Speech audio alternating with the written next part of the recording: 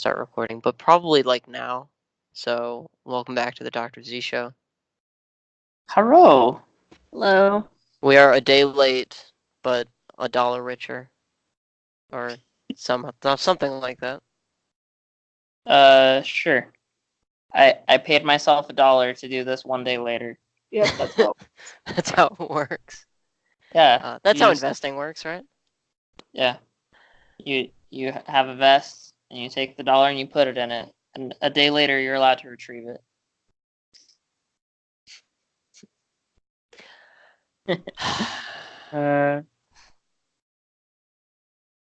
I wish that I had larger lung capacity so that I could sigh heavier at you. Well, you could get lung extensions. Dr. Crowbar's lung extensions. What? Look up Dr. Crowbar's lung extensions. No W in Crowbar. Okay. Anyway, what are we talking about this week? Because that's not what we're talking about. I will look it up later when I'm not about to be emotionally scarred on record. Yes. Good. The Okay, listeners so should look where it up did we? too. Which genre did we leave off on last time? So we finished racing games. That was the last one we did. So now we're on adventure. So we're continuing. If you didn't, yeah, I was gonna say if you didn't gather, this is part 2 of our personal best of genres. Again, if we are missing any genres and they are not on this list or our previous episode list, feel free to direct all of your hate mail at Jacob. Just because. Or our Twitter account. Yeah, because we have a Twitter now. What is our Twitter, Jacob? It's I think the @ is, well, it's the Dr. Z Show, but for some reason the @ handle is the Dr. Z Show 1, and I can't figure out how to change that. So I don't know who else has the Dr. Z Show, but without a number next to it. So hit us up on Facebook or on YouTube or at the Dr. Z Show 1 on Twitter. Yep. Adventure games. Favorite adventure game? Well, how do we define adventure games? You could think of, yeah, like kind of basically you go on an adventure, like old point and click like LucasArts games are adventure games. Mm-hmm. Like I was saying the Star Wars like Jedi Knight series is an adventure game.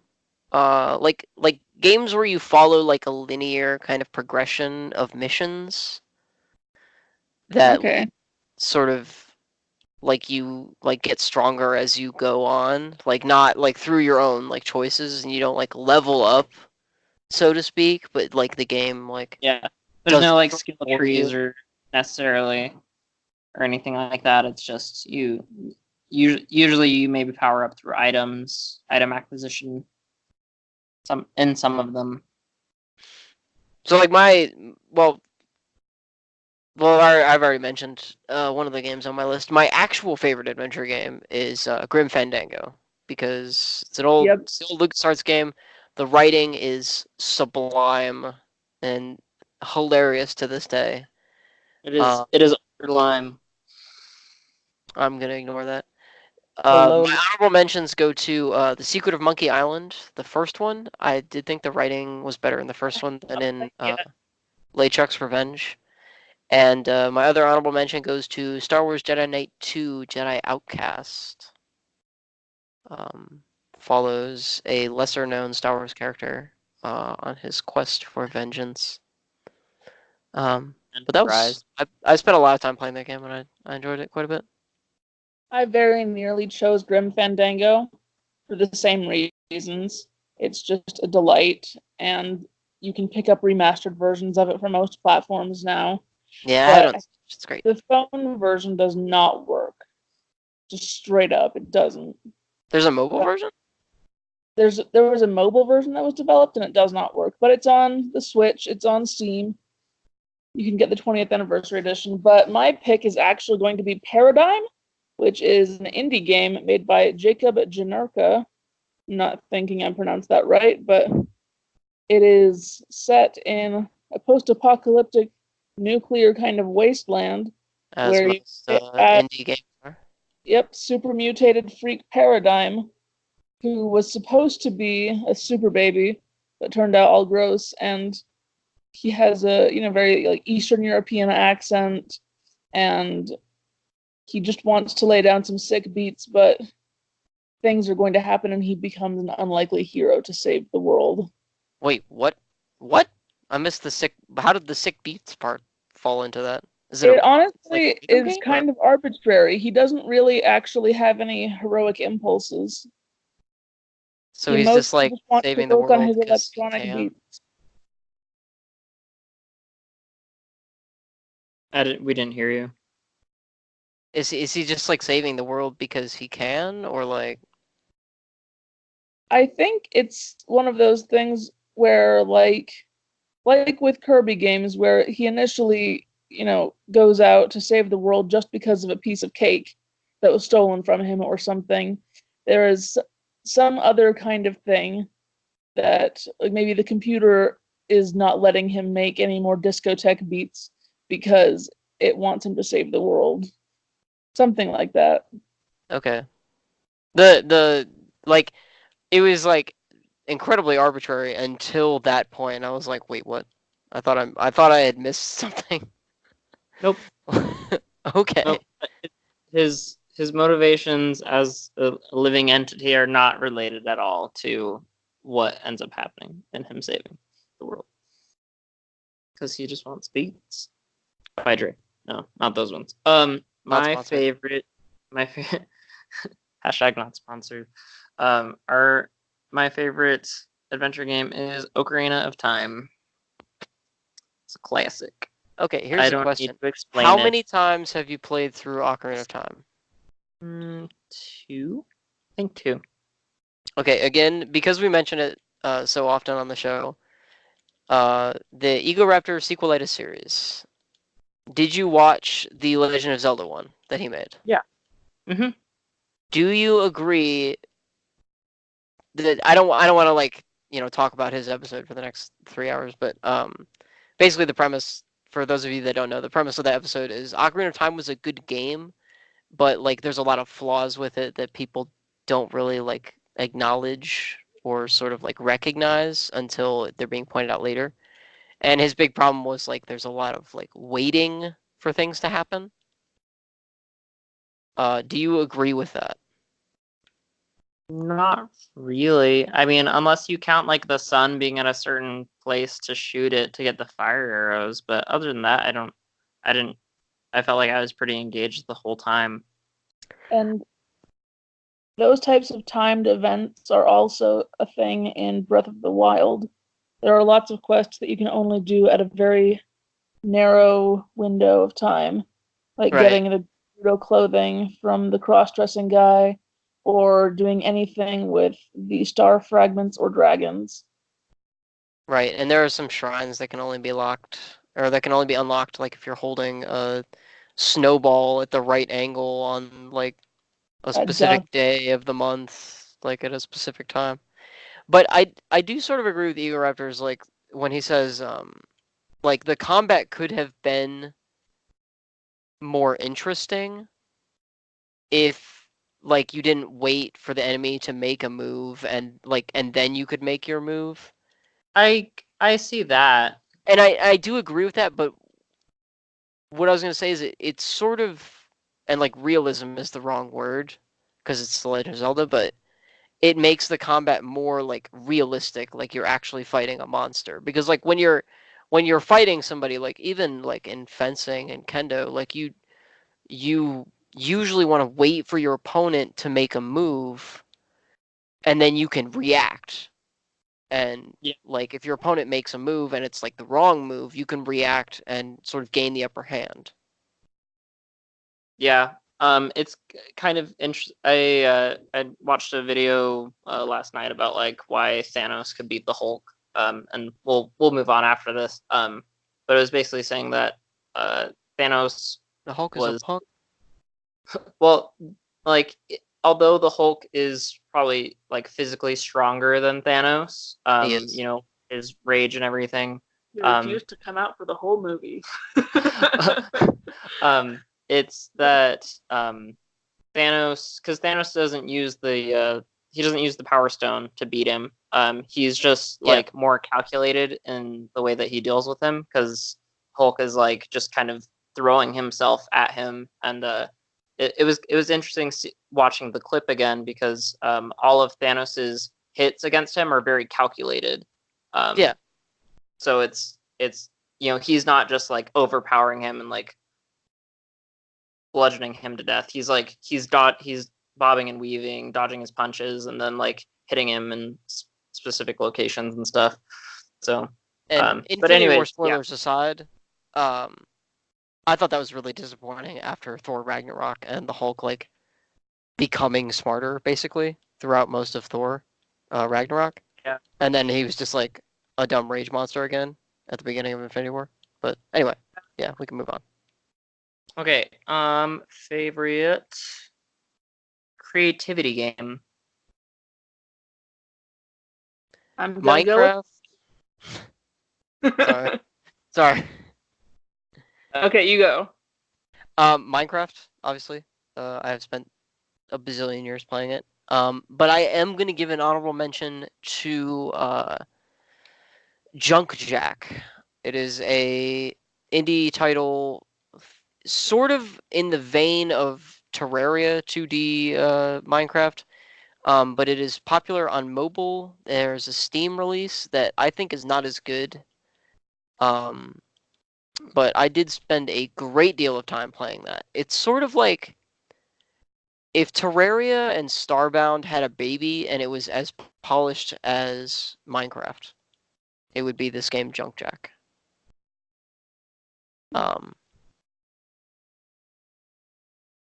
So yeah, check it out. You can get like a free version of it and sort of demo it if you're not sure if you like it or not. But check it out. It's lots of fun. Abby, what is Kid Pix? Kid Pix. If you grew up in the 90s, especially had access to computer labs, or in my case, if you had computers that were sold from the Yelm Public Education District, the Yelm Public Schools sales, when they would get rid of their outmoded technology, I would go up and load up on some old monitors and computers and mice and keyboards, and they would typically have Kid Pix on there, and we would make slideshows and all sorts of things, and sometimes they were very nonsensical.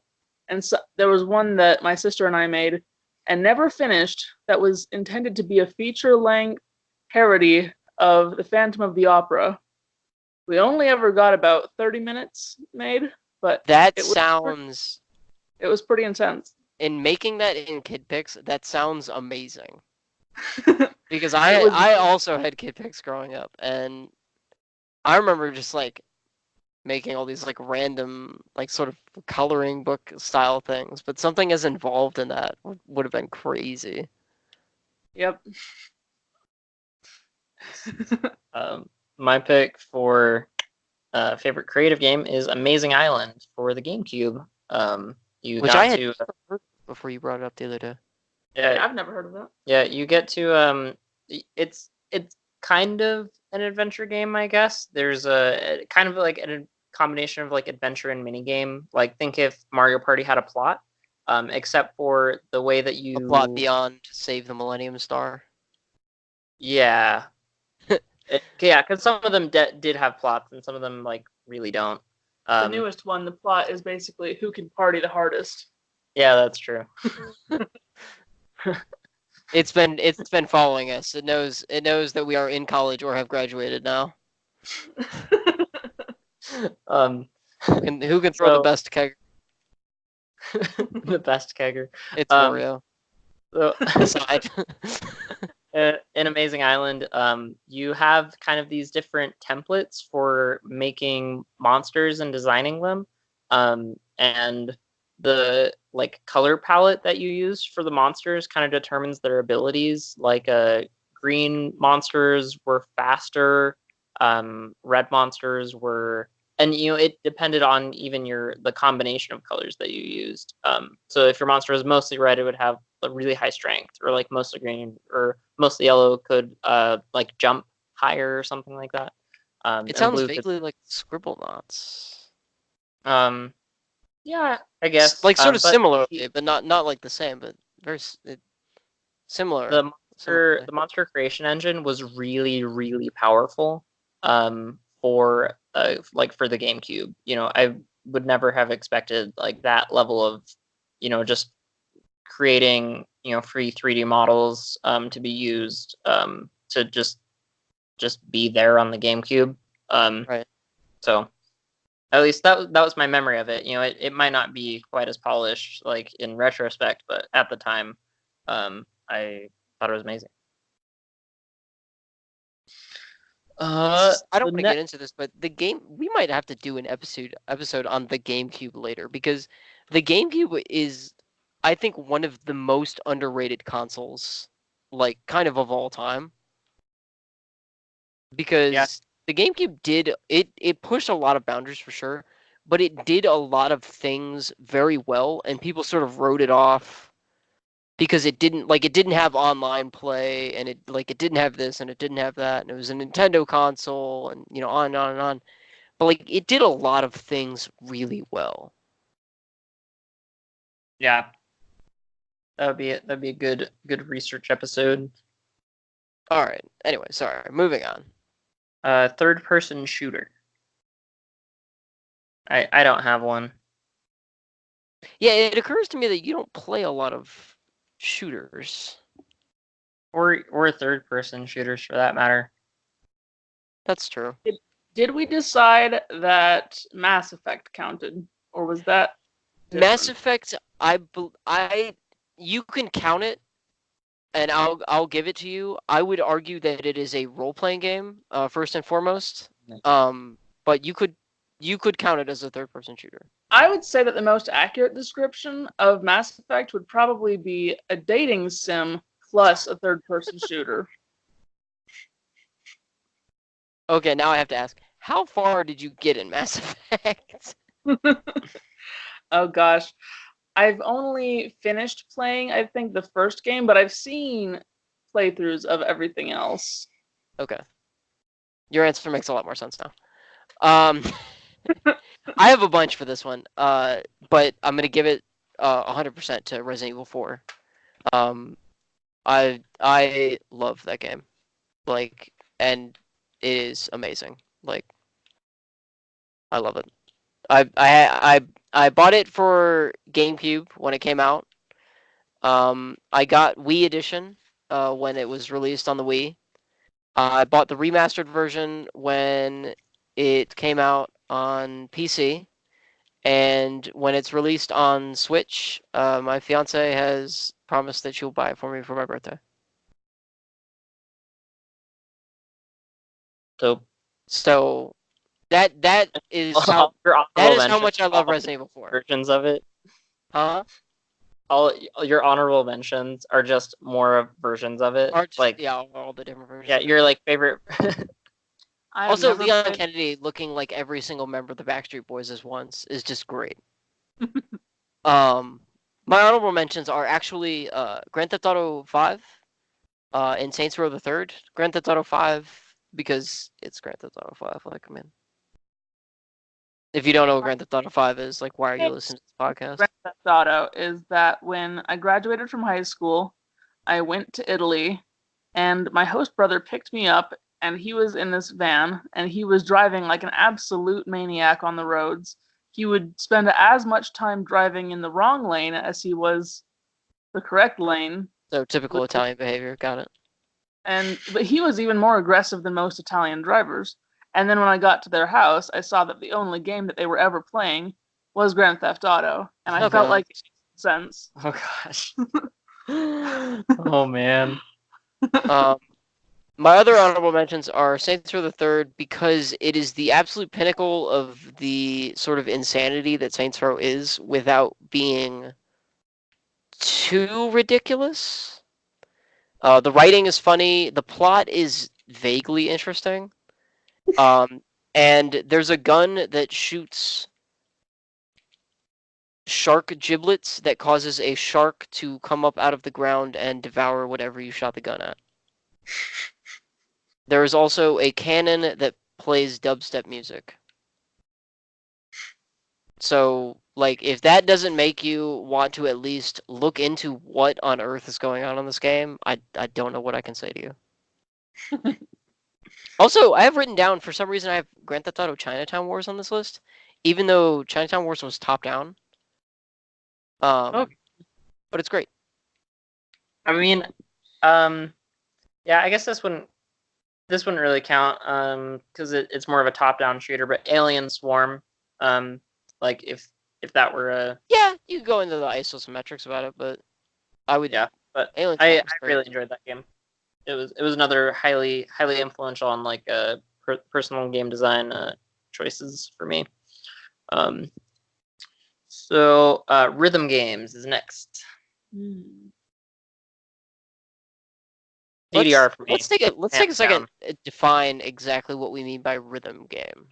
Like, hold on a Games second. Hold on a second. I'm gonna be on mute for a minute. But go ahead. Okay. I'm going to find a rhythm game. Oh wait, man, Okay, I want Anthony to hear it. I can hear you. Sorry, I'm done. Oh, Yeah. okay, great. I would say that a rhythm game requires very accurate timing of inputs and not in a Street Fighter way, because it follows more of a distinct beat and less of a just frame by frame, oh, this is the perfect time to hit this thing because it'll interrupt this animation. No. You're talking about Street Fighter the game, right? Not like actually. Yeah, you have to have a good, like a strict, beat per minute kind of thing. It can be dancing, Set to music. it can be singing or instrument playing, or it can just be button input like with Patapon. Yeah. So we have every event is a quick time event. That's actually very accurate. So like the Guitar Hero series, Rock Band, games like that are rhythm games. There's a very, very interesting game for mobile devices that is on the Editor's Choice Apple list, called Beat Sneak Bandit, and it's sort of like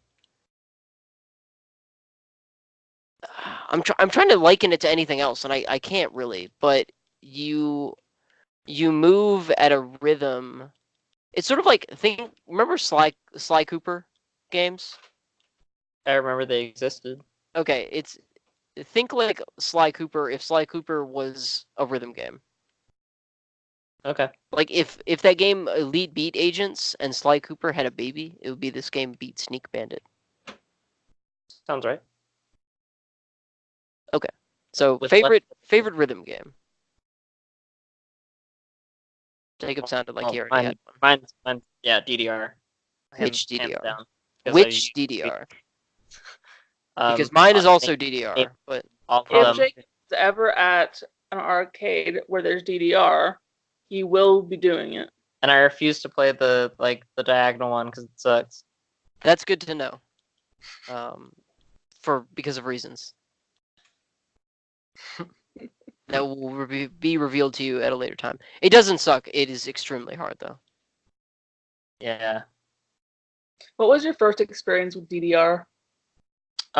So my brother went. There was an arcade in the mall near where we lived. And he. I'm out. Huh? Oh yeah, Time Out. Yeah, that's right. Now we're talking. There were like 2 locations of it in the mall. And as the mall kind of deteriorated, it went down to 1, and then eventually there was like complete overhaul. But he would play there a little bit because he, like, when he was in high school, he did breakdance and stuff, and was like into kind of the like competitive arcade scene. And he played DDR, and I would see other people playing, and so it was something that I was always kind of like, oh, like I would want to do that. I didn't get good at DDR until I bought DDR Hottest Party for the Wii, and I gave up on unlocking all the songs when I got like a AA rating on a song, and the computer still beat me, and I was like, what the crap? And at that point, I like gave up on unlocking everything, and also the little like play mat that you could plug in. Ours like broke and stopped reading input, so I mean, yeah, that would make the game much harder, I feel like. Yeah. So but you know, ever since I mean, I think like high school is when, you know, like playing Hottest Party is probably when I like just got the most exposure to it. But other than that, at any arcade I'm ever at, I will play DDR if it exists. So Hottest Party is your favorite then, is what Not I'm my getting. favorite. I have the most experience with it, but it's not my favorite. Which one is your favorite then? None of them. I don't have a favorite DDR. I like all DDR. Okay. My favorite DDR is DDR Max 2, and DDR is on this list for me as my favorite rhythm game, with an honorable mention for Just Dance.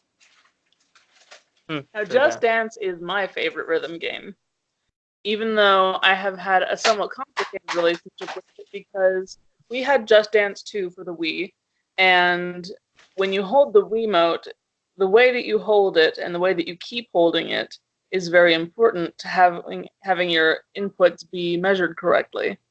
And I was actually good at this, but my older sister was not.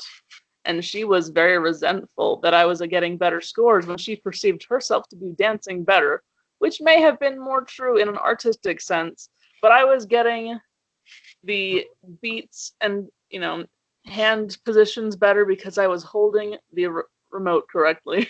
I was gonna say she might have been and be a better dancer, but you were better at just to dance. I would say so, and that's what makes her angry. And so she has strong feelings preferring Kinect versions of dance games. Dance Central is hard, though. Yeah, she likes Dance man. But I will say Just Dance 2, if just because of the song Rasputin. Oh man. Rasputin. It is a great song, and it has a great choreography, even though some of it is just like actual, just like spinning around on the floor. And I don't think many people actually do that part, but it is a very good one. Okay. And my honorable mention goes to Beatles Rock Band. Really? You're one of those people. Band. I like the Beatles, yes. I grew up with a lot of records in my house. It's animated very beautifully. And oh yeah, no, I will give that to you 100%. Yeah. It's like definitely the most beautiful of the Rock Band games. And it lets me flex my knowledge of Beatles songs and lyrics. I should probably honorable mention this, if for no one's sake other than my mother's, Guitar Hero Metallica. If you want your fingers to bleed from playing plastic guitar, play Guitar Hero Metallica. Because yes, they do use the entire song. Yes, Master of Puppets is 8.5 minutes long. That's brutal, and I kind of love it, but at the same time, my gosh. Also, if you don't, I don't know if Abby knows this. I don't know, Jacob, if you told her, but my mom's favorite band of all time is Metallica. A 60-year-old white lady. Favorite band ever? Metallica. Yeah, see, my dad's favorite band is the Beatles, and so that's how I got that interest in my life from a very young age. I have too many musical influences, so yeah, I'm not gonna argue that. Okay, so next in the category is, or for categories, is mini games. Like a game where the kind of the point is to win mini games. Mario Party Deluxe. Runner-up, Mario Party 3. I've only played bits of other Mario Party games when I've been at friends' houses and stuff, because that is most of my pre-college experience with video games that were not on, that didn't run on, you know, old Apple computers that were beige. So beige, very important. Very important. Very important detail. And so I would have to give it to the current Mario Party by default, even though I know it has some flaws that could be addressed regarding game boards, which were done more creatively in other iterations. Yep. Mario Party 4 for me. That was the first one on the GameCube? Yeah. And I love that game. I played so much of it, and I unlocked all of the secret stuff. There's a really, really like accurate and great sand volleyball mini game that you could unlock. And it taught me a lot about volleyball. Like actual playing of volleyball. Like each of the characters had to do like the bump set spike like thing.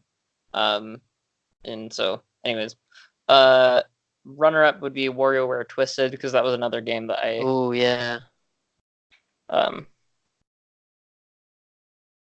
That was Smooth Moves, I think, was my favorite WarioWare.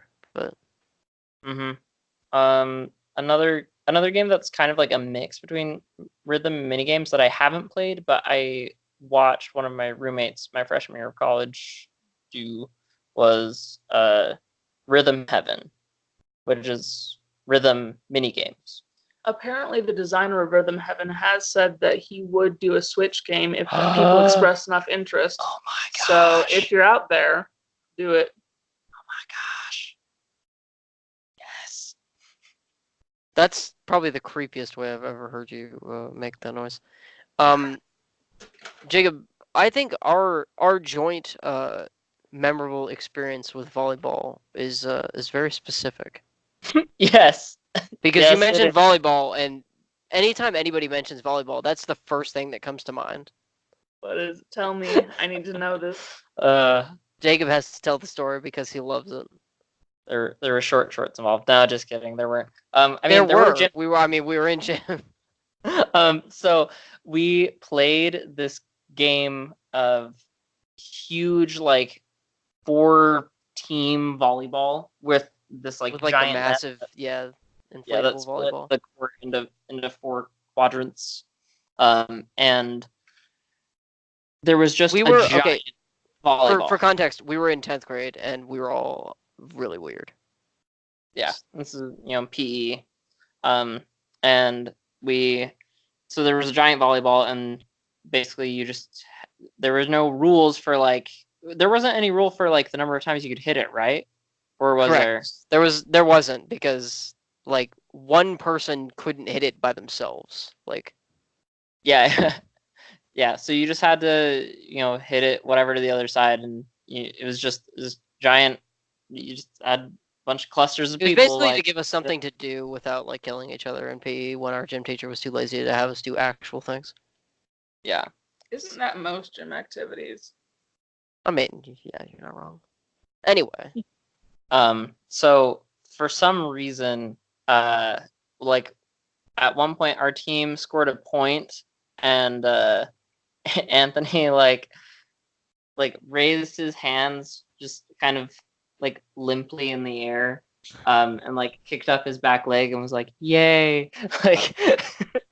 And then we decided that he had to do that every time we scored a point. And then I don't remember if we did it so that it was every time the ball got hit you had to do it, but it was really funny. Because we were kind of standing in the back, and so the ball almost never came to us.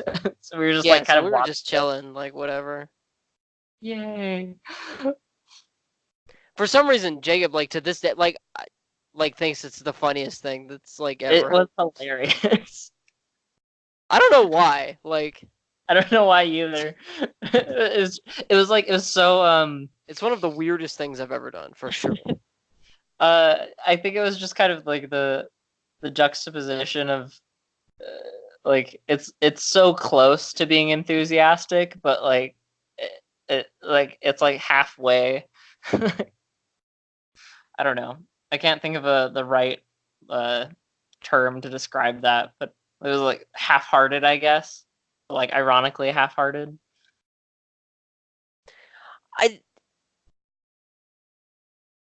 I can't even explain why. It was just like I was just bored. Like I was bored out of my mind. Like because we're standing there in the back like for 45 minutes doing basically nothing.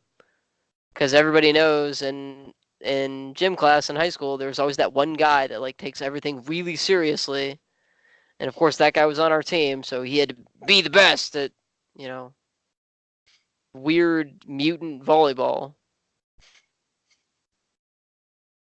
So we didn't really do anything. Anyway, super tangent. What's fighting next? game. Fighting games. And I have an answer for this, but just to generate discussion, is Smash Brothers a fighting game? If it isn't, then that's kind of silly because it is about fighting. Yep. There's a very clear like you win by defeating other people in a match. And In you a fist defeat fight. them through, depending on your character, but primarily physical blows against their person. Yep. I agree. Yeah, okay. People, I've had people like that are like really super serious into fighting games, like try to tell me that Smash isn't a fighting game and that like anyone that thinks so is a moron. But I disagree with those people. Well, it's because those people are just, you know. You have to have a health bar. Well, no, And you can now in Smash Ultimate stamina mode. So your argument is invalid. Fight me in the pit. Box of 1v1 razors me on Final Destination, bro. full of too much edge. Wait, Anthony, did you hear that? No. Sorry. They're a box of razors full of too much edge. Jacob, you're not allowed to corrupt other people anymore. It's too late for me. If it's too late for you, then it's way too late for me. Holy crap. Yeah. I feel like that's most people's reactions, like oddly enough, when they know me for too long, like, and people are like, "Oh no, like you're making puns," and they're like, "It's too late, like there's no going back." The runaway train. Okay, so Jacob, your favorite fighting game? I'm gonna get myself a throat punch for this, but I thought I was like, once you go punch, Well, it's have appropriate. fun. Oh gosh. Okay, so I will say that my favorite fighting game. I'm gonna advocate for Abby to punch you in the because it is a great Smash game. It is the only Smash game. Smash Ultimate? Smash Ultimate, because it's the only Smash game I've ever been even remotely competent at, though that is also because I own it and have been able to play it for longer than an hour at a stretch when babysitting a child. Just one child, though.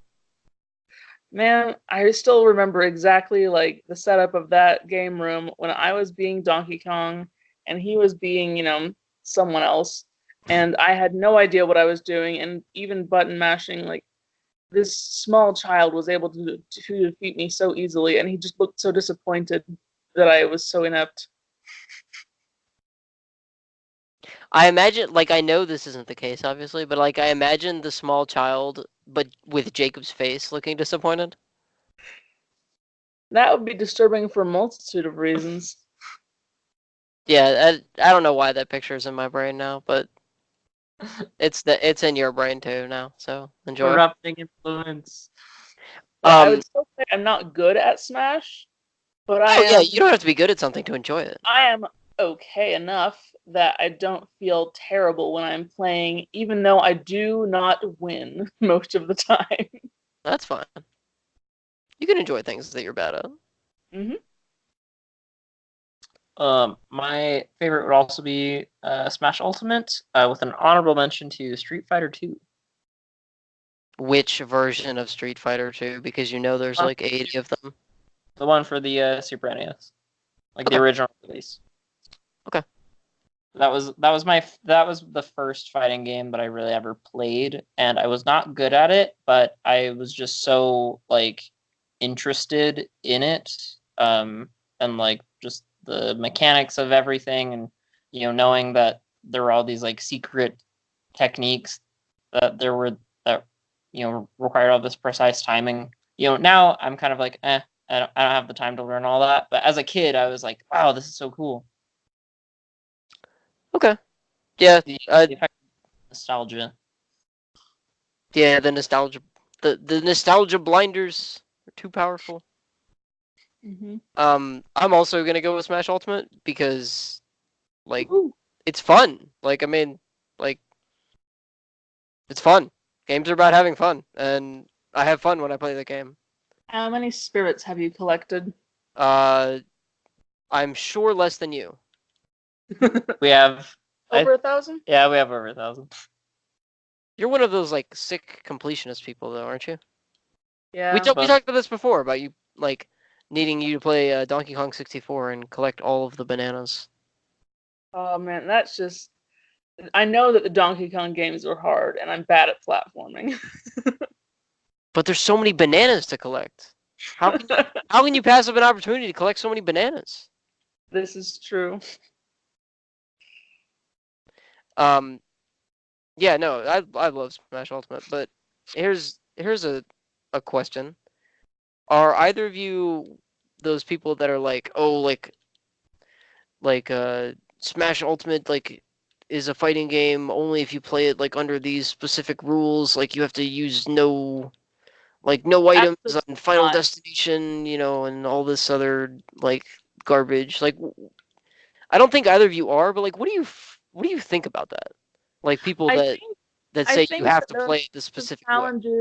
those types of challenges do reduce the randomness and arbitrary kind of conditions that can be set when there are items randomly appearing or stages that have moving parts or whatever. But I also think if you really want to get good at the game, you're going to be good at it even with moving stages and even with items falling in random places. Not being able to deal with the RNG does not mean that you're playing it more purely. That's I agree with you, and that's probably the best way that you could have put that. Um, I've been like trying to put that into words, and it just makes me sound mean when I say it. So I'm gonna just agree with you and say that yes, that's how I feel too. I think there's game modes that make it more of a party fun setting, and then there's other turning off all of the items, whatever, does lend it more to a like it's just a contest of mechanical skill. But with like the RNG definitely does affect things. Like there's definitely like someone can be losing and then suddenly get like a Pokemon that like KOs everyone immediately. Yeah, and so But I love when random Pokeballs drop and you don't know what you're going to get when you open it up. And sometimes it's not very useful, and sometimes it's very, very good. Yep. So I would say that's more for like a party setting where you're just playing to have fun. And usually, admittedly, though, the people who are mechanically good at the game tend to win those matches anyway. But Because they know the secrets. Let's see, what was I thinking of? So fighting. Oh, I for some reason I thought of a Super Monkey Ball. And I was That thinking, is not a fighting game. or is it? It Okay, what? technically it's like a combination of like a party mini game racing, and there is the one fighting mode. And so if someone What? wanted to argue like for that fighting mode to be a fighting game, like yeah, there's like no items or whatever. Oh, for honorable mention, I'm going to go with ARMS. Yeah, Yeah. I'm glad we interrupted Jacob on his Super Monkey Ball tangent. Yep. My honorable mentions go to There's so many bananas to collect. Quiet you. My honorable mentions go to DBZ Fighter, because it's good, and mechanically it just like works very well. Dragon Ball Z fighting games have always been kind of like super hit or miss, but I think DBZ Fighter was the one that was like most accepted by the current one that is, I don't know what the name of it is. That's it. But that one is beautiful. Yeah, it's Dragon Ball Z Fighter. Okay. It also, the story is also not interesting at all. So it's just like regular Dragon Ball Z. Heyo. GT was good, but everyone hates GT. That's because GT was not good. GT was amazing. I have not GT is the conduit of the Dragon Ball series. Of Dragon Ball Z. What did you say? I said GT is the conduit of the Dragon Ball series. Oh, GT is amazing, and I had a good friend of mine was like, "Oh, GT is great," and I was like, "Aha!" Like finally, someone else. Because everyone's like, "I'm a Dragon Ball Z purist," and like GT wasn't canon, and GT sucks, and blah blah blah. I'm like, "Did you even watch it though? Did you?" And they're like, most of the time, I think the answer is no. They watch like the first 2 episodes, they're like, "Goku's a kid. This is garbage." I'm like, "Shut up, you! You don't even know about like all the emotional stuff that happens later." Jacob's just, yelling this through tears, running down an alleyway. I imagine the meme of the guy dabbing and him like crying at the same time. I imagine that's Jacob's like reaction when someone says they don't like Dragon Ball GT. I don't know why he's dabbing, but just for comedic Would you effect. say that ARMS counts as a fighting game or as an exercise game? Because it does have a competitive aspect to it, but fighting is exercise, so it's both. Yeah. I'd say it's definitely a fighting game because the point is to defeat your opponent. Crap out of people. Like in the same way that DDR could be considered an exercise game. Like you can DDR to exercise, but it's a rhythm game. Okay. My other honorable mention goes to Soul Calibur 4. It's my favorite in the series, and I got disgustingly good at it. The thing I love about the Soul Calibur series is the character customization, which is just off the rails. Yeah, in 5 especially, it is bonkers. Our friend who's weirdly obsessed with the character Lucina from Fire Emblem made basically an exact replica of her. And so now for him, Soul Calibur 5 is Waifu Simulator 5. I thought it was 6. Is it 6? Yeah, 6 is the most recent one. We're on 6 right now. Yeah, it's the most recent one that has the most powerful character creator. Okay, 6. Like sorry. someone made a Magikarp. Yes, they made a Magikarp out of Yoshimitsu. That's horrifying.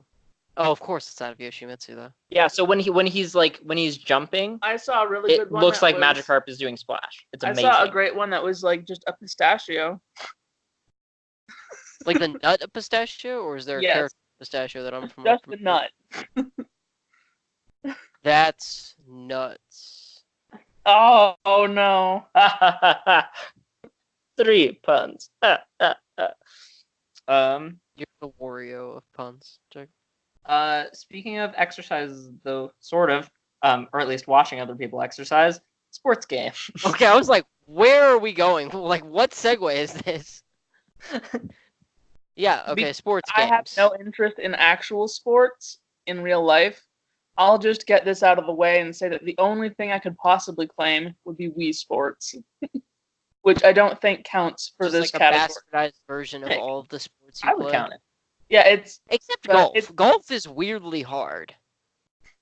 I find that actual golf is easier than Wii golf. I would say so. When I've done actual golf, I've had relative success. Every computer golf game I've ever played has been just very touchy. I mean, you have to touch the buttons at some point. That's how you play games. You have become what you hated. You either end the podcast early or you let it go long enough that you start making puns. Does that count as a pun, though? Yes. Or of course it does. Of course your answer is yes. It's a pun. I would say it is at the very least in that family. The pun family. Wii bowling is actually pretty similar to real bowling in terms of like the positioning, controller into the wall, spin and everything. So my favorite sports game is Madden NFL 2002. Or it might even been Blitz. Blitz for was the game. great. Oh man, that game's crazy. There were a lot of like random secrets you could unlock, and like you could play as mascots and do all kinds of crazy stuff. Were the mascots any good? No. But you got to be a horse, like, or like just a man in like a horse costume. Like it was great. That, and it had there was one run you could do on it that was like pre-programmed in, that almost for some reason almost always scored a touchdown. I don't know why. But it was fun. I would just like, I would always pick that one play, and then I would like score and be like, I don't even know how to play this game. Okay. My favorite, I got to give it to Backyard Baseball. If nothing else than for the childhood joy that game brought me. But my honorable mentions are very specific. They are, first, NBA Jam for the Super Nintendo, specifically Tournament Edition, because it had lots of like crazy extra rules that you could add in to make the game just like kind of weird. Like you could have like infinite turbo mode where your characters would just like run at the speed of light, and it had these like where like hot spots would appear on the court, and if you like stood on one of them, you could like score extra points that way, and it's just Now like I really kind of zany. Game that has cold spots that appear, and then there's ghosts. That would be crazy. Luigi's Mansion Baseball. Speaking of weird Mario sports games, though, first of all, Mario Golf is for the Game Boy is my other honorable mention, but of course also Mario Tennis, for Nintendo 64, because that game is fantastic. Did any of you play, or did either of you rather, did either of you play Super Mario Strikers, the weird like basketball game, or not basketball, game, soccer game? No, I never did. I can very confidently say no. Okay, don't. Well, it's bad. I don't think I was in any danger. It was like it was like the unfortunate kind of bad. Like you wanted the game to be good, but it wasn't. Like I don't know. Like you have to sort of like experience the game to understand why it is as bad as it is. But like it could have been so good, and like execution, like A for effort, but like F for execution. Like That's always sad. It's just disappointing. Like I don't know. That's my rant for the day. You've reached your daily quota. I'm trying to think of any other games that I've played that could possibly count as sports games. And just, I don't think there's that many. Like, I don't remember the name of the computer golf game that I played. I think it was computer golf game that I played. I think it was Tiger Woods before Tiger Woods was a complete, mess. Before he was a disaster. Yeah, before we all knew he's on his like redemption tour. We reached the part in his story where he's like going through the redemption arc. He's the Vegeta of golf. Was Vegeta a big slut? Did he have a sex addiction?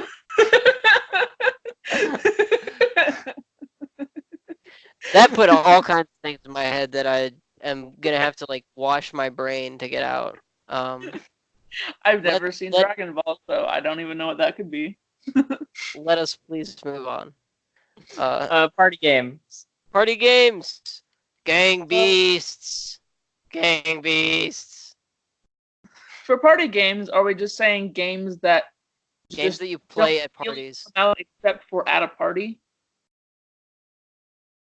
Yeah. Sure. Okay. Mario Party, I guess, still, but I would like I don't want to double dip it. Yeah, I don't want to double dip either.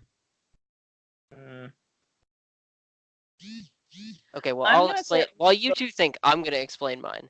Gang Beasts is a game for the PlayStation. It might be available on Xbox Arcade, but you control these like weird jelly creatures, and the controls are bad on purpose. Oh, no, I do have a favorite then.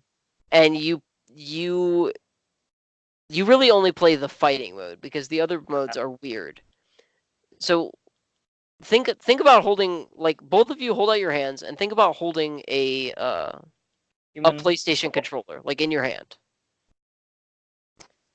Now, the right trigger controls your right arm. If you push the trigger down all the way, you extend your arm. If you push the trigger down at all and hold the right button, you can grab things with that arm. Same thing goes for the left. This is sounding kind of Surgeon Simulator. It is, but the controls in Surgeon Simulator work, sort of. Oh, whoa, it's worse than... Oh, no. And it's not that the controls are bad, it's that the creatures you are playing as are made out of, like, jelly. Are they, like, just spore blobs? They're kind of. That's sort of the best way to think about them. So now imagine you're in like an industrial warehouse as these creatures fighting each other. That's Gang Beasts in a nutshell. Oh gosh. It's a great game to play at 2 o'clock in the morning with the remainder of your party guests while you are all either incredibly tired or extremely drunk. You know, I think that actually ties into one of the things that's good about my pick, which is Overcooked, which is if you were playing it on your own for an extended period of time, you would get very frustrated. But the experience of seeing everyone else be frustrated with you somehow mitigates your own anger at things. Group suffering builds character faster than singular suffering. Yep. Yep. And it's more entertaining because you're not just hearing yourself yell. Everyone is yelling. The soup is overheating! Yeah. You're gonna pick what, Jacob, sir? Crawl. Oh, yeah. That's the one that I played that one time, right? And I was very, very bad at. Potentially. Yes. I mean, everyone's really bad at Crawl, unless you're Spencer Peterson. I was worse, I think. What is Crawl? He's really I don't. It's the one where you're all like, where you're in a dungeon and you're like killing each other, and then like trying to. Oh, you explained it to me. That game sounded very interesting. Yeah, you're trying to become the least corrupted. Yep. Okay, yeah, you explained that to me, Jacob, once upon a time. Yeah. And it's a very, like, skinny pixel characters, you know, not like a chunky pixel kind of sprite thing. Very skinny, very much. You need like to be able 8-bit as much as you can get. Yeah. Yeah, I consider it a party game, and not necessarily like a fighting game because it like has to be multiplayer. It's not a game where you can play. You can't play it by yourself. Yeah. And I would say, unlike fighting games, it's not so much the, get good of character specific moves, and like I think that it feels different, and it doesn't have that same kind of competitive scene that you typically associate with a fighting game. Yeah, and it's also because it's a dungeon, it's procedurally generated, so there's no like. Yeah, you can't really. No way to know. Yeah. Okay. Moving on. Because we're gonna run a little long on this episode, but casual games. My pick is Fruit Ninja.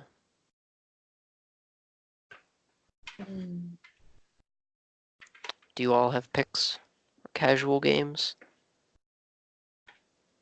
This one is a tough one because, like, that's most of the games that I've played, I would say. Because casual games are typically ones that do not require a console in any way. And they run on phones. they run on crappy computers, etc. But I would say that if we're going by time spent, solitaire. An alarm is going off. It's not mine. I would pick I would pick helicopter. Helicopter, the raddest aircraft. Yeah, it's just that like that the precursor to Flappy Bird, where you just hold down. Oh, okay. Try to see how far you can get, dodge obstacles. Okay. We're not going to put honorable mentions in this category because I think all of our lists would be like a mile long. I actually haven't played a lot of like casual games, so it's really hard for me to pick because I don't typically think of in my head, oh, what is the best, game that isn't really a hardcore video game that I've ever played. Because with those things, I tend to burn through them in addictive kind of phases, where you're all about it for a while, like 2048 or something, where you spend a couple months like only playing it. Yeah, only playing, and then once you're done with it, you don't really think about it very much until your dad sends you screenshots of his high scores that he's gotten a week ago because he never stopped. Wow. Okay, this is either going to be a big one or we're all going to make a decision and leave it at that. The next category is platformer.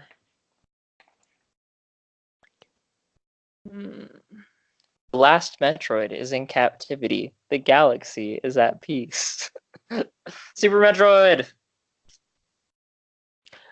Super Metroid's an honorable mention for me. I would say Super Mario Land for the original Game Boy. Very hard, very interesting. The first game to feature Daisy and not Bowser kidnapping your wife slash girlfriend slash casual acquaintance for the thousandth time. With an honorable mention for what was the one for 3DS? Super Mario something. The Super Mario for 3DS. That was Super Mario 3D Land for 3DS. That one I had a great time playing.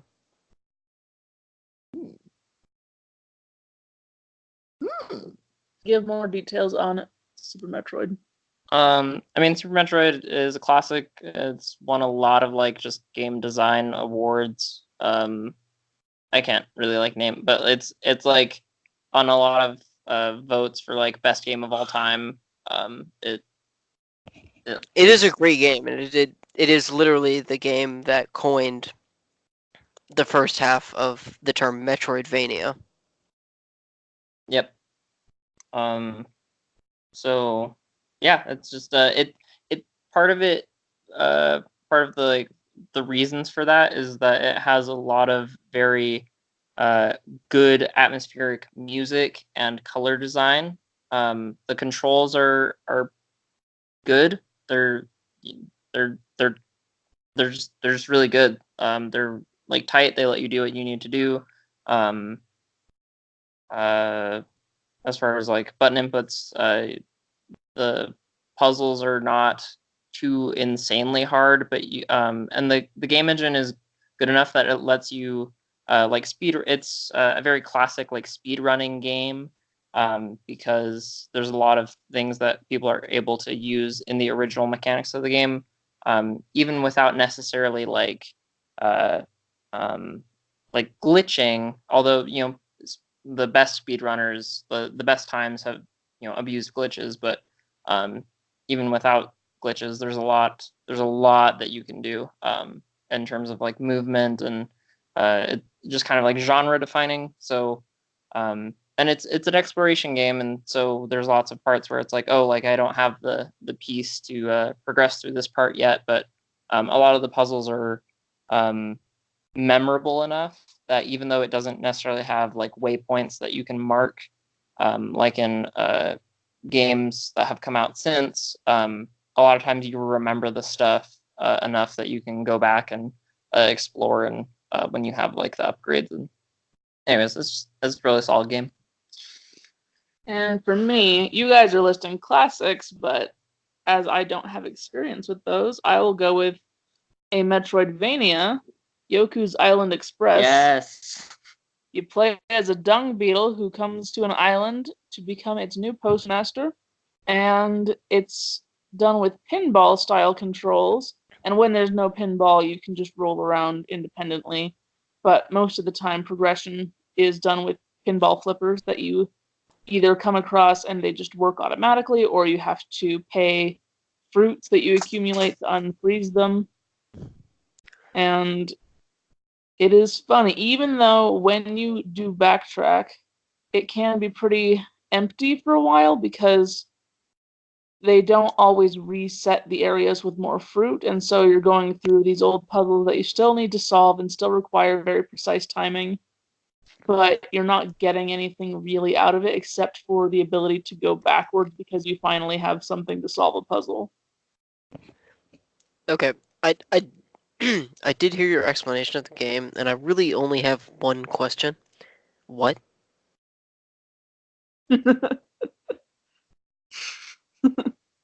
You're a dung beetle who has a ball of... No, I heard what you said. What?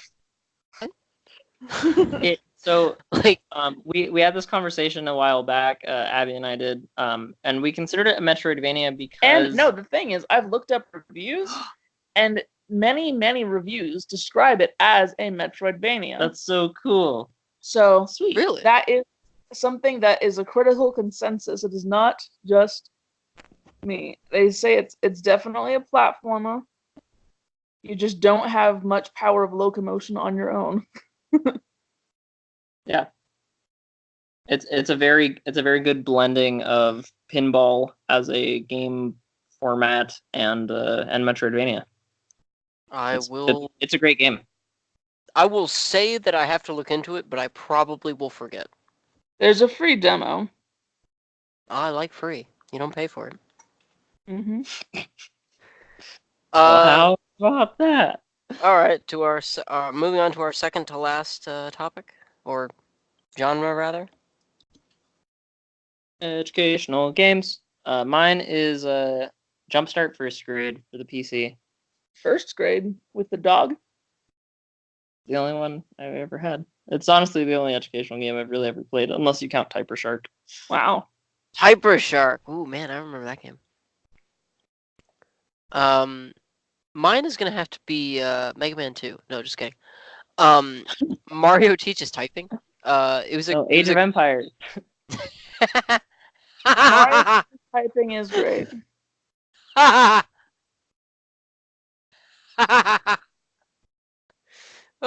Oh, you gotta get the backstory on the Age of Empires. Reasoning there. So it's an educational game because it actually teaches you a lot about the different civilizations and like their actual history and everything. And I think you were able to answer some questions in like one of your like real history classes in high school because of the knowledge you had from Age of Empires. My AP World History teacher, who hated me,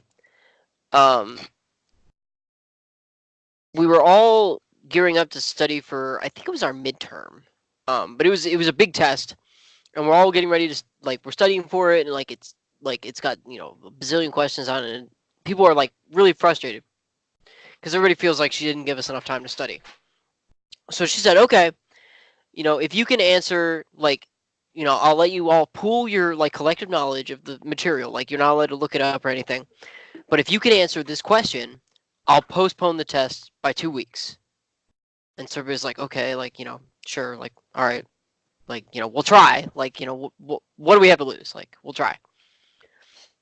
And so she said, oh, I'm trying to remember. I want to remember exactly because I don't want to forget. Hold on. Give me a second. I got to look up the year because I don't want to forget what it was. I know the answer, but I want to look up the year just to be 100% certain. While Anthony is doing that, I will just say that I probably have more experience than most with the educational game format. I've played the Reader Rabbit games, the Math Blaster games, Math Blaster is my honorable mention, by the way. Various editions of Oregon Trail games, Clue Finders and Jumpstart, You've died of and dysentery. various others that are just one-offs. Random $5 how to speak French games that you get from the discount store. Just various strange things, and also Amazon Trail and Africa Trail, which are both the much, much lesser known cousins of Oregon Trail. Okay, I remember. I have it. So, we were studying this part of AP World History was about Europe, and so we're studying like the Holy Roman Empire a lot because they had like a huge influence in Europe for several hundred years. And so she said, I don't remember the exact wording of the question, but it was something along the lines of, what did they call the alliance of city-states formed in 1167 that was supported by the Pope to counter the attempt of the Eastern Holy Roman Empire to influence the Kingdom of Italy? And everyone like sort of like looked around like, oh shit, like no one knows this answer. And like as soon I looked around the room and without missing a beat, I was like, the Lombard League. And everyone just turned to me and was like, what? And that moment to me was the pinnacle of my Age of Empires teaching me things, because there's a campaign in Age of Empires, Age of Kings, where you play through the life of Frederick Barbarossa, and one of the missions is you have to fight the Lombard League. Nice. So our test was postponed by 2 weeks, and I don't think that won me any points with her. She was very irritated that she had to postpone the test. Sweet justice. But no, she should have been so rewarded by it, Yeah. But I didn't know the material from her teaching it to me because she was a garbage teacher. Yes. Well, she could have at least maybe thought that it was her own fault, or her own doing at least. Whatever. I probably told her it wasn't her own doing. I was kind of a little shit back then. Okay. Last but not least. Horror. Oh no, I haven't said my pick yet. I thought you said. No, I said that I've played a lot. Oh, okay. But I didn't say what was the best. Oh, I'm sorry. And it's tough because I do love Oregon Trail 3rd edition. I think it's the strongest of the Oregon Trails. 5th edition had too many, just stupid, poorly animated cutscenes, even though it allowed for more variation. And Clue Finder's 3rd grade was really great, but I will go with Jumpstart 4th grade before they nerfed it because kids are wimps. I'm sorry, they nerfed an educational game. They did. What? The Jumpstart 4th grade, it was a haunted island that it was set on, and all of your classmates get transfigured by a witch, and they're on this island and they're locked up, and you have to, in actually a fairly legitimate witchcraft style, you have to reclaim their belongings so that you Did can. You say legitimate witchcraft? Yes, it's okay, like I just want to make sure I heard you right. Yeah, you need to get their favorite items so that you can cast a spell to make them human again. And using items of emotional significance is like actually a witchy thing. Okay. And it's a tough game, and you walk around the island, and in the trees, as you hear the whistling of the wind and all this stuff, you see the mascots of the other younger grade Jumpstart games cowering in fear in the trees. What? And it was too scary.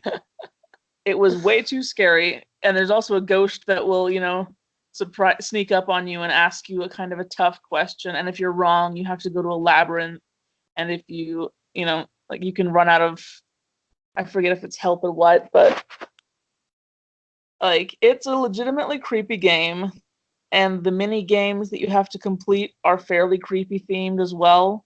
Some of them I was just way too anxious to play as an actual 4th grader. But they replaced it with one where it was like a rainbow island or something with a waterfall, rainbow, whatever. because people were just having such a tough time with the theming of this game.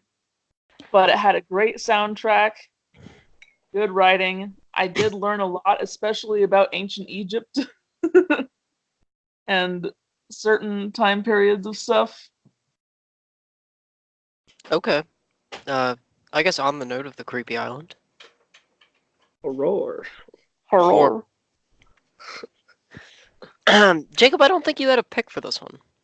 I haven't really played any horror games, so. Do you have a I've pick? got to say, I haven't either.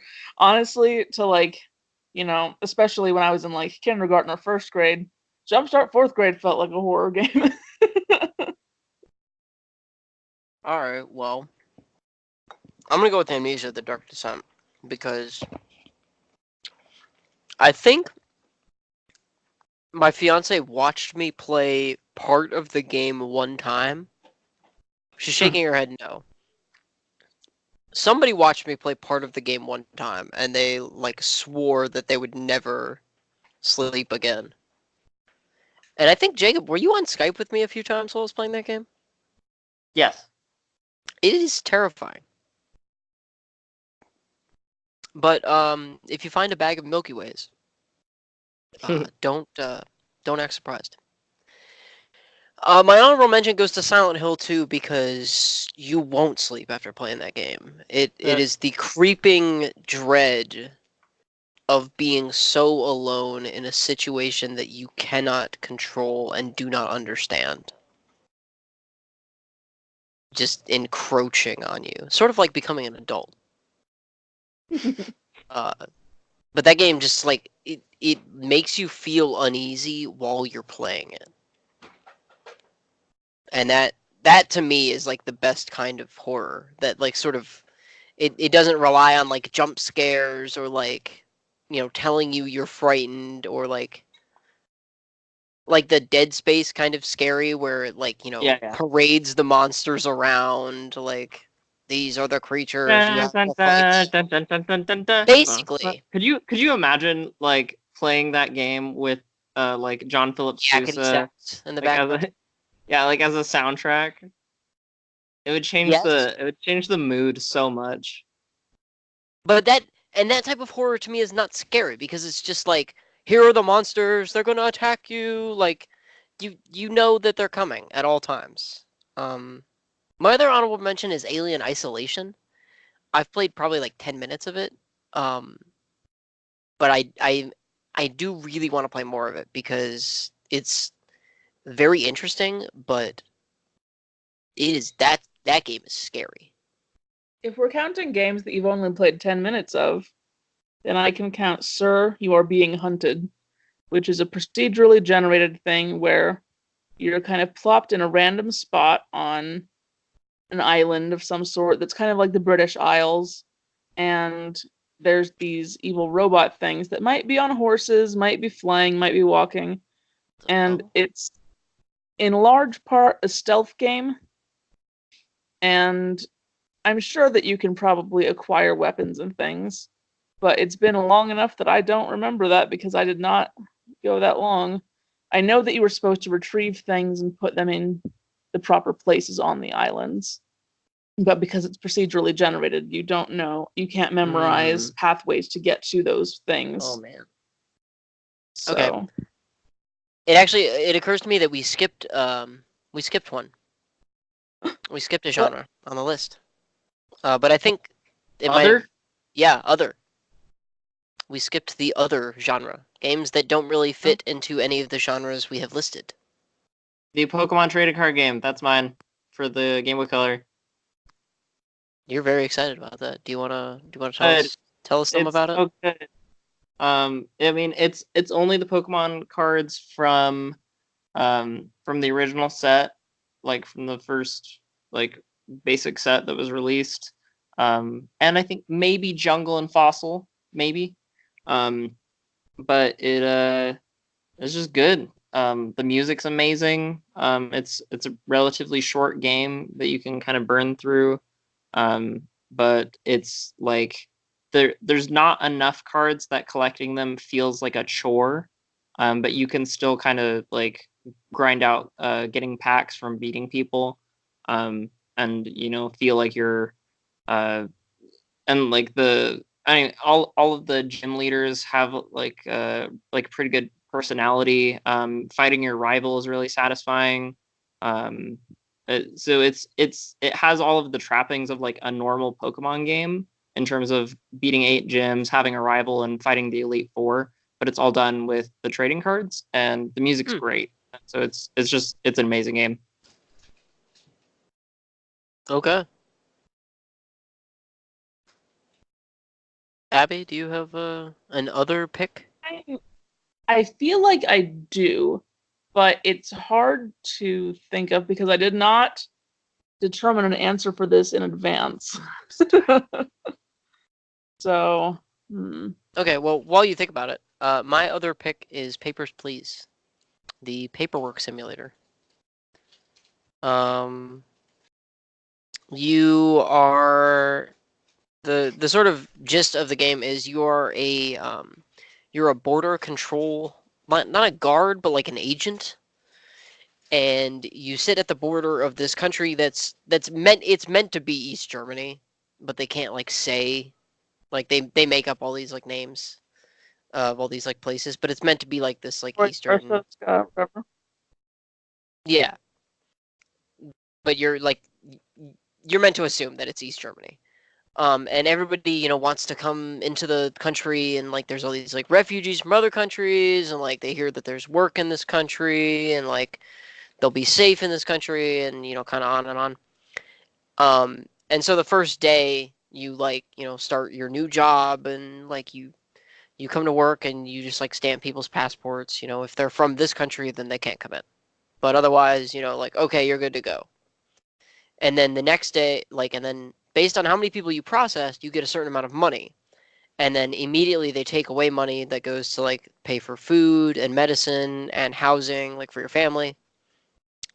And so then the next day, they introduce like a new rule. Like, okay, people that, are from this province of this country can't come in.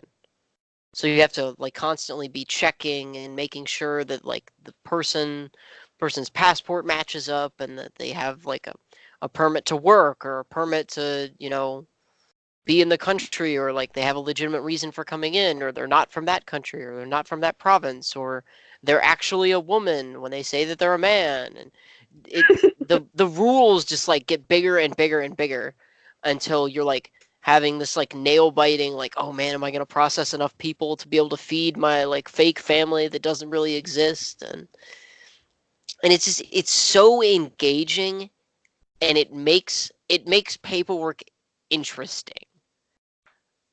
It shouldn't be as fun and as exciting as it is, but it's great. And if you have $10 and Steam, get it, play it. It deserves to be played. It's great. It's called Papers, Please. Mm-hmm. I feel like because Abby, I feel like what I know of you, I feel like you would like it. it's on my wish list. I have been meaning to get it. And they also have another game that is out that I Return have of the heard Obra of. Dinn. Yep, Oberdin. I've heard that's a really good one. I've heard good things about it. It doesn't sound like my cup of tea, but it does sound interesting. It's a bit of a detective game, from Speaking of what detective I understand. games, I'm going to bring up this game not necessarily because it is a favorite, but because it is obscure and it has a special place in my heart. The Barbie detective games. There was a Barbie detective game where you were at this hotel, like this I resort thought it kind was of a thing. haunted carnival. No, well, this was a different one probably. There were a few, but there were aspects of puzzle things. Mostly you were, trying to ask the proper questions and just find clues and stuff. There were some mini games like paragliding and, dune buggy kind of things. And it was very silly because it's Barbie. Ace Attorney. Yeah. And there wasn't any kind of thing where like Did you say Barbie Barbie Noir. Ace Attorney? Yeah. Yes. There wasn't anything where it was like LA Noire, like intense, like dialogue trees or anything like that. But it was a fun game, and it had some replay value because, the mystery, like the culprit would change, and things would be different. Clues would be in different places and stuff. But it's just silly. Okay. Since you don't have an other pick, we'll count that as your other pick. Yep. Or save. So this episode has gone on way too long. I don't know who brought it up. What wrap-up thoughts do we have? There's so many game genres. What the heck? Yeah, and if we miss some, please let us know. And I think that, there are so many game genres and so many that overlap with each other.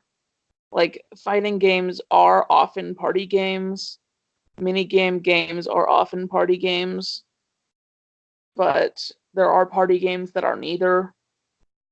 And even though, I would say that party games tend to be either rhythm, minigame, or fighting, there are exceptions. And yeah, I feel like the mixing of genres is becoming more and more prevalent. And then people get really angry and hung up on saying, well, is this perfectly 100% this genre? I think with Smash, like, that is a perfect example of, like, how is a game that is at its core about fighting, where you just fight each other or you fight a CPU, how is there a debate that it's not a fighting game? It's because the game categories and the genres have such cultural meaning as well. And people have a lot of personal feelings about, whether or not something is, is it a fighting game if it's not very hard? Like, even if it is about fighting. That's interesting. That's like another. Is dive kick a fighting game? Yes. Yes. There are only two controls, and they're very simple. Dive. You dive, and you kick. Or you jump and you kick. Or No, you you jump dive. and you dive. And then you kick. You have to dive first before you can kick. That's how you win. Yep. Play dive kick. It's trash. Jacob, any thoughts other than dive kick?